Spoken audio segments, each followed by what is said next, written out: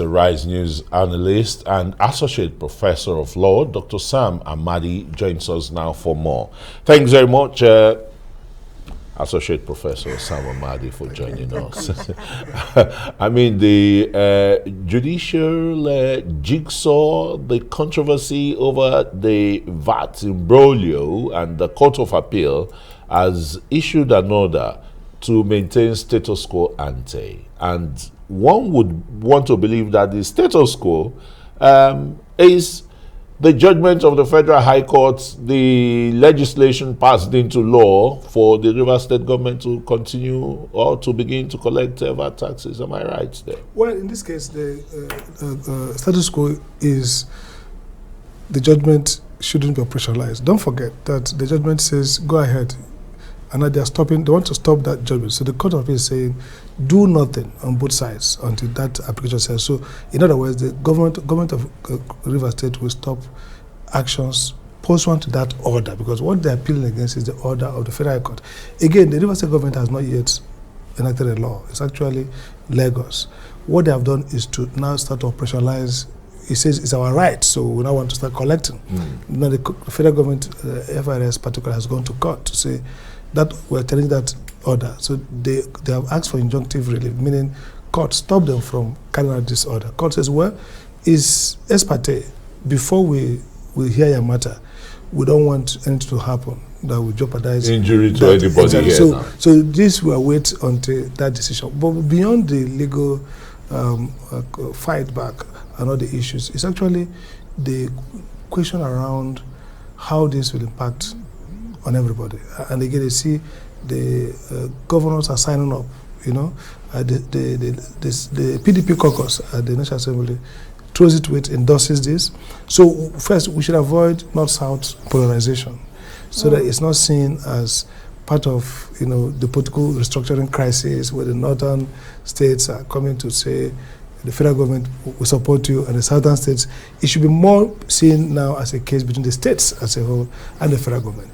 Again, like Ikurumadu said, you have to allow some degree of legal, don't preempt by making legislations. The problem in Nigeria, if you begin to use legislative power to kind of, you know, avoid this engagement, you create a sense of persecution, because all this ties into economic well-being. So what should happen now is, first, let's allow this case to run. But while it's running, there should be political engagement between the states and the federal government using the National Economic Council. And that will address trade. But what sort of engagement should that be, really, especially for a case that is in court as it stands? The court has no, it can take the case out. I mean, let's not forget that the court is passive. The court has no skin in the game.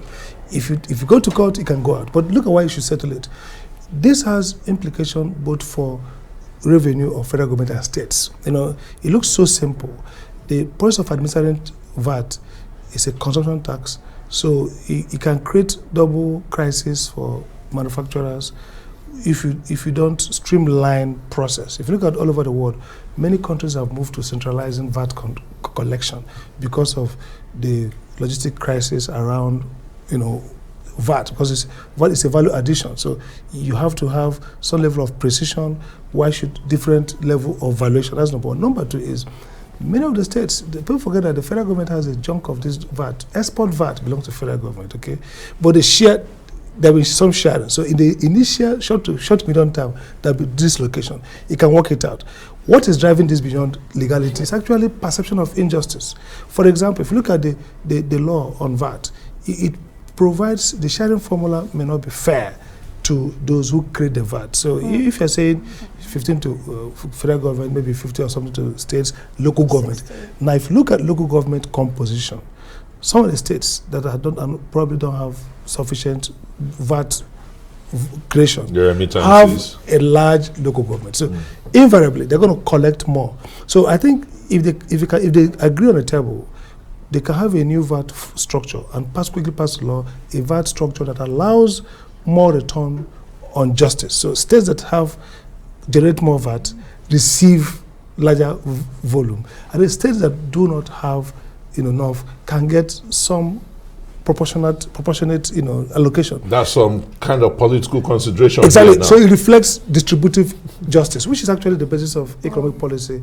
We are dealing with the federation, federal distributive policy. So to give some who don't have, even in the U.S., state governments also use matching grants to support some of the states that are either economically dislocated. For example, when places like Detroit went off because of competition from Japanese automakers, the federal government finds economic policy to support them. So you can do the VAT structure in a manner that people who generate more receive more, and it creates incentive for people to try to improve generation at the same time. It's quite interesting that you've actually mentioned the case of Detroit, Michigan there, because we know that is like the auto headquarters of the United States, and we know that bulk of the attacks actually comes from that. But if you look at what the Rivers State governor is saying, is for states like his own state, where they generate a bulk of the VAT, and that of Lagos as well, these are the states where we're having these controversies, because we saw the state's houses of assembly really pass those laws. But Ike Ekweremadu, who is the legislator, he says his colleagues should not go the legislative way, but instead they should let the law courts handle all of this. Well, the problem with legalizing dispute is that legal outcomes are not polycentric. That means they are uniform. They just deal with the matter of who has a right to. Now, the political implications, the economic consequences of that decision cannot be easily, considered by the judge. So the judge says, look at it by the law, and I think the law is very clear here now.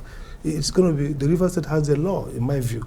But again, the impact to economic well-being of both the states who receive it, who are complaining, and those who want to support the case, and the federal government goes beyond the law. So I would not say that you should stick to legal solution.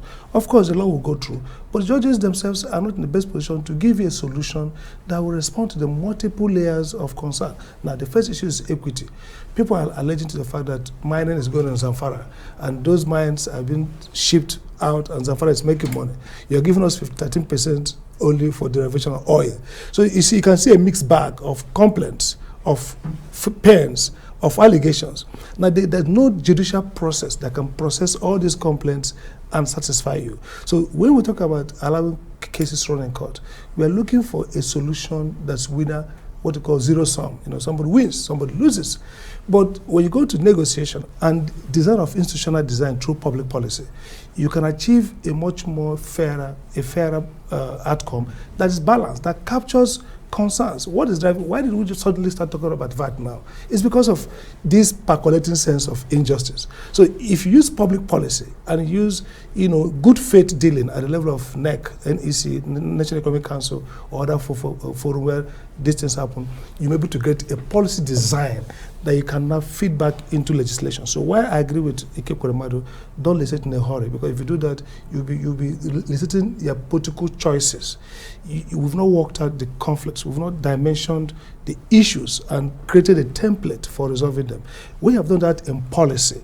That can now feed into a new legislation. But then there must be faith between the Rivers State government, Lagos State government, and federal government. So far, it shouldn't be obstruction. You don't have to head them off. Moving the case from Port Harcourt to Abuja suggests some kind of... I was going to ask you, because there's an appellate court in Port Harcourt. Absolutely. Why move it to Abuja? It's not a good administrative... I mean, the president of the court... Well, I'm sure the president of the Court of Appeal has the right to take it, yeah, but it can send it back something that is as sensitive. But it creates a sense of political, maybe some political... Some forum shopping here, too. Again, by the federal government, and then political backstopping that may not create a level of trust you want between the states. Let's quickly look at even the whole controversy over VAT. Is there a lacuna in the law or laws, whether the act establishing FIRS or the constitutional provision about VAT, sales tax, how is it captured, who has the right, and the rest? For clarity, viewers, I think the constitution is specific on the fact that the federal government does not collect VAT. But then the question is, our constitutional framework does not flow so much from rigorous policy thinking and experience. So the question now is, should VAT and all sales tax be taken to the state? I think yes, but the only problem is that if you look at states like India, some of those states have changed from regional VAT collection to centralized because of efficiency. It's an economic argument, not a justice argument. On a constitutional argument, it should be the states because they're the local. But if you look at federations where you don't have bureaucracy, you don't have good data capture, businesses are going to face multiple, hurdles dealing with different, regimes of VAT. So for example, telecom. If you make a call here, if you're in Abuja here, you're a GSM, all the calls are going all over the country. Those are services that are vatable. Now, that means you expect that Ogun State will take this call and you pay the VAT. So it requires sophisticated mission. And that's why I said in a rice interview that even if you say state do it, you can allow FRS under protocol to be doing that. Again, FRS collects about 4%. That's brutal. So if you look at what is driving this, for money that they don't generate, collecting custom collects 7%. So people have argued. And I agree with Simon Kolawale in our sister publication, former the editor, that if you remove that, you get more money. This is all about people looking for more money. So why should FIRS be stuck with 4% of a VAT when the states that have it are receiving less? So if you retool these things, create coherence, deal with justice issues and efficiency, we might still have federal government collect the VAT. Absolutely. Well, it's an ongoing conversation, so we'll wait and see. Indeed, well, yes. We couldn't get to the Saudi, authorities and of course the FBI files and declassified documents. But Arise News analyst Dr. Sam AMADI would have to say thank you so much for joining us tonight on the program.